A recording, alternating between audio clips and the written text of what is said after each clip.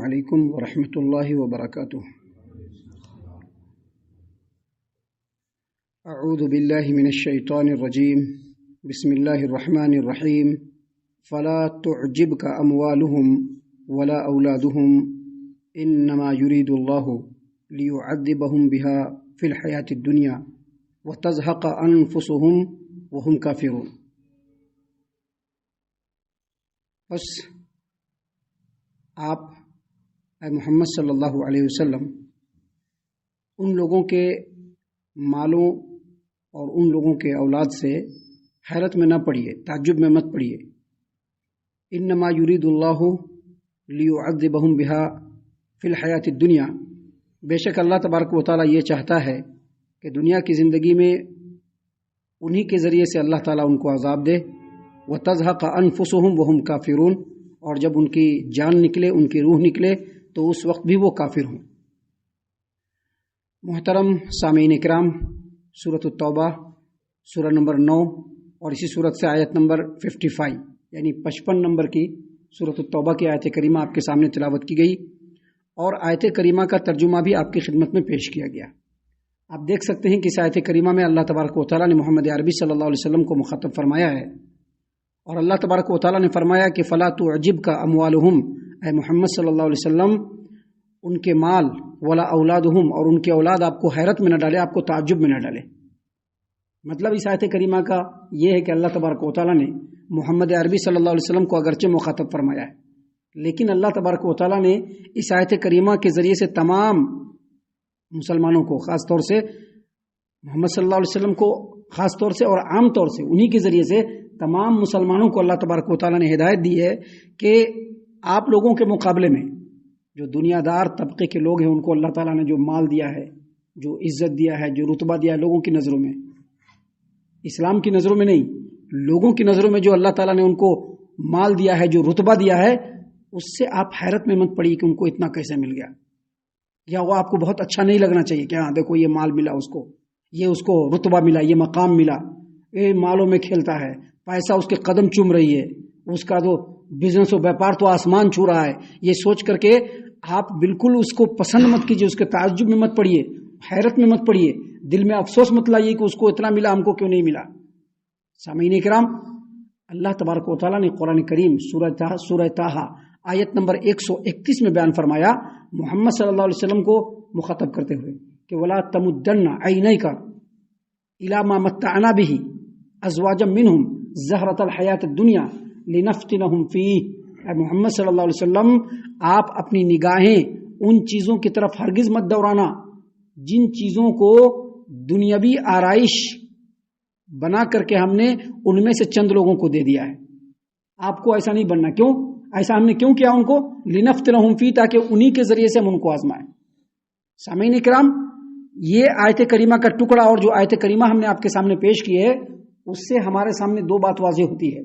پہلی بات یہ کہ اگر دنیا دار طبقے کے لوگوں کو یا کسی کو بھی اللہ نے مال سے نوازا ہے، اولاد سے نوازا ہے، بہترین کاروبار سے نوازا ہے، خوب فراوانی ہے، تو یہ ہرگز مت سوچیے کہ اللہ تعالیٰ ان سے بہت زیادہ خوش ہے، بلکہ اللہ نے ان کو جو کچھ دیا ہے آزمائش کے لیے دیا ہے۔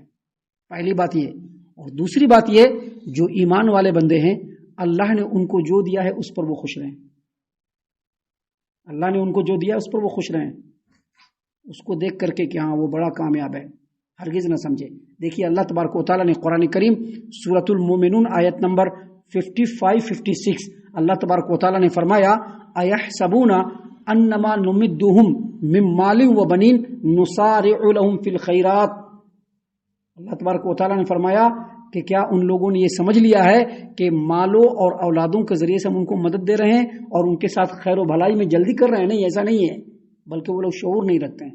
مطلب کیا ہے کہ جو مال مل رہا ہے، جو اولاد مل رہا ہے، جو بزنس میں ترقی مل رہی ہے، اور دنیاوی اعتبار سے جو رتبہ مل رہا ہے، اور اس کے ذریعے سے جو پیسہ پیٹ لے رہا ہے، یہ اللہ تبارک و تعالیٰ کی طرف سے آزمائش ہے۔ اللہ تعالیٰ اسی کے ذریعے سے اس کو آزمائے گا۔ سامعین کرام، یہ جو آیت کریمہ ہے، یہ آیت کریمہ اصل میں منافقوں کے بارے میں نازل ہوئی ہے۔ مدینے کے اندر جو منافقین تھے ان میں سے اکثر بڑی عمر والے لوگ تھے اور مالدار بھی تھے۔ ان لوگوں کا جو پوائنٹ آف ویو تھا، افسوس کی بات ہے کہ وہی پوائنٹ آف ویو آج کل مسلمانوں کے اندر بھی پایا جاتا ہے.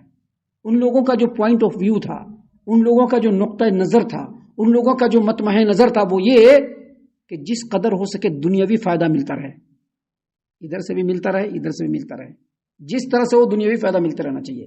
دینی اعتبار سے بھی دنیاوی فائدہ ملے، دنیاوی اعتبار سے بھی دنیاوی فائدہ ملے. یہ منافقوں کا پوائنٹ آف ویو تھا. محترم سامعین کرام،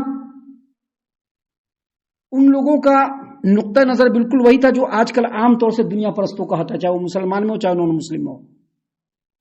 کیا ہوتا ہے؟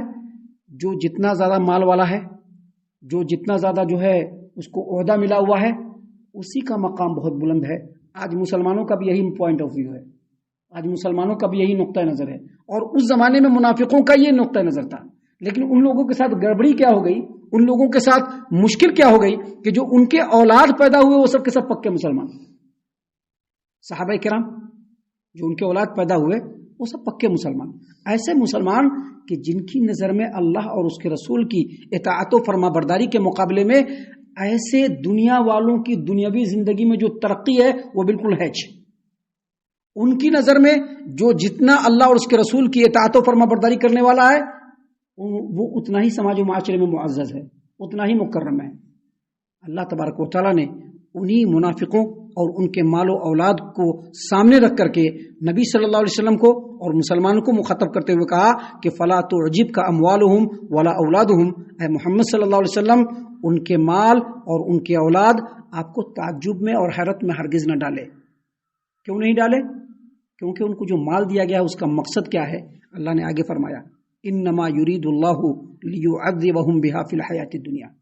ان مالوں کے ذریعے سے دنیاوی زندگی میں ان کو ہم عذاب دیں. ہماری یہ چاہتے ہیں، اللہ فرما رہے ہیں کہ انما یرید اللہ، بے شک اللہ چاہتا ہے. کیا چاہتا ہے؟ کہ لیعذبہم بہا فی الحیات الدنیا، انہی مالوں کے ذریعے سے، انہی اولادوں کے ذریعے سے دنیا کی زندگی میں ان کو ہم عذاب دیں. اب دیکھیے مدینے کے جو منافقین تھے ان کو مالوں کے ذریعے سے کیسے عذاب ملا؟ مالوں کے ذریعے سے ایسے عذاب ملا کہ وہ اپنے آپ کو مسلمان کہتے تھے کہ ہم مسلمان ہیں، حالانکہ وہ اندر سے مسلمان نہیں تھے، لیکن کیا کہتے تھے کہ مسلمان ہیں. اب جب مسلمان ہیں تو مال کو زکوٰۃ کے روپ میں بھی دینا پڑتا تھا اور صدقہ کے روپ میں بھی دینا پڑتا تھا. جب اللہ کے رسول صلی اللہ علیہ وسلم اعلان فرماتے صدقہ دینا پڑتا تھا، جب اللہ کے رسول صلی اللہ علیہ وسلم اعلان فرماتے زکوٰۃ دینا پڑتا تھا. تو جس مال سے اتنی محبت ہے وہی مال اس کو اللہ کے راستے میں خرچ کرنا پڑ رہا ہے. یہ مال کے ذریعے سے عذاب. اور اولاد کے ذریعے سے عذاب کیسے؟ اولاد کے ذریعے سے عذاب اس طرح سے کہ جو ان کے اولاد تھے ان کی سوچ ان کے بالکل وپریت. ان کی سوچ کیا تھی کہ جس قدر مال ہوگا، جس قدر مقام ہوگا، جس قدر فائدہ ہوگا دنیا میں اسی قدر رتبہ ملے گا. لیکن ان کے اولاد کی سوچ کیا؟ نہیں، جو جتنا اللہ اور اس کے رسول کی اطاعت کرنے والا ہوگا اتنا ہی اللہ تبارک و تعالیٰ کی نظر میں اور سماج میں معزز ہوگا. اس لیے وہ لوگ اپنے اولاد کی نظر میں ہی ذلیل ہو گئے. اور اللہ تبارک و تعالیٰ نے آخر میں کیا کہا؟ وَتَزْهَقَ أَنفُسُهُمْ وَهُمْ كَافِرُونَ. اے محمد صلی اللہ علیہ وسلم، ان منافقوں کے مال اور ان کے اولاد آپ کو حیرت میں نہ ڈالے. انما یرید اللہ لیعذبہم بہا فی الحیات الدنیا. بے شک اللہ تبارک و تعالیٰ کی چاہت یہ ہے کہ اللہ تعالیٰ اسی مال و اولاد کے ذریعے سے ان کو دنیا کی زندگی میں عذاب دے. وَتَزْهَقَ أَنفُسُهُمْ وَهُمْ كَافِرُونَ. اور اللہ تبارک و تعالیٰ یہ بھی چاہتا ہے کہ جب ان کی جان نکلے تو کفر کی حالت میں نکلے. یہ منافق مرتے دم تک جو ان کی سوچ تھی اس سے وہ ہٹے نہیں، اسی سوچ پر وہ اڑے رہے اور اسی میں ان کی جان نکلی، اسی میں وہ ختم ہوئے. اللہ نے کہا کہ مرے تو وہ کافر ہو کر کے مرے. محترم سامعین کرام، اس آیت کریمہ سے ہم لوگوں کے لیے پیغام یہ ہے کہ ہم لوگ اپنی دنیا کی زندگی میں مال کو زیادہ مہتو دینے کی کوشش نہ کریں. مال تو جو ہمارے مقدر میں ملے گا، لیکن مال کو زیادہ مہتو دینے کی کوشش نہ کریں. اگر کسی کو دنیاوی اعتبار سے بہت بڑا عہدہ مل رہا ہے اس کو زیادہ مہتو دینے کی کوشش نہ کریں. مہتو کس کو دیں؟ کہ ہم اپنی زندگی میں زیادہ سے زیادہ اللہ کی اطاعت کریں، اللہ کے رسول کی اطاعت کریں. یہی اصل میں مسلمانوں کا نقطۂ نظر ہوتا ہے. ہم اللہ سے دعا کرتے ہیں کہ اللہ تعالی ہم تمام کو ان باتوں کے اوپر غور و فکر اور تدبر کرنے کے ساتھ ساتھ ان باتوں کے اوپر عمل کرنے کی بھی توفیق عنایت فرمائے. آمین. اللہ تعالی ہم تمام کو صحیح معنوں میں پکا سچا مومن مسلمان بنائے. اللہ اور اس کے رسول صلی اللہ علیہ وسلم کی اطاعت و فرما برداری کرنے والا بنائے. صحابہ کرام رضی اللہ عنہم کے طریقے پر چلنے والا بنائے. جنت الفردوس میں جگہ عطا فرمائے. اے اللہ ہم تمام کو جہنم سے پناہ دے. اے رب العالمین ہم تمام کو جہنم سے پناہ دے. اے مالک الملک ہم تمام کو جہنم سے پناہ دے. آمین یا رب العالمین. وما علینا الا البلاغ المبین. تبارك الذي نزل الفرقان على عبده ليكون للعالمين نذيرا.